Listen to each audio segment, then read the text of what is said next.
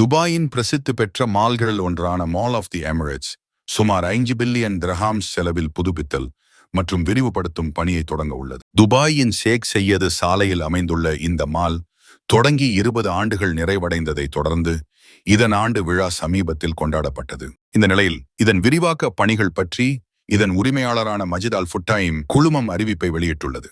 இந்த விரிவாக்க பணிகளுக்காக முன்னதாகவே 1.5 பில்லியன் நிதி செலவிடப்பட்டுள்ளது.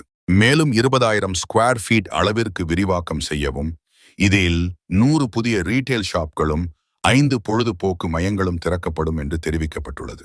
600 இருக்கைகள் கொண்ட மிகப்பெரிய ஐமேக்ஸ் திரையரங்கம் ஒன்றும் அமைக்கப்பட உள்ளது.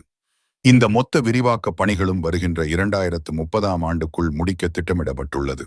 இதுபோன்ற அமீரக செய்திகளுக்கு நமது வணக்கம் துபாய் சேனலை சப்ஸ்கிரைப் செய்து கொள்ளுங்கள். நன்றி, வணக்கம்.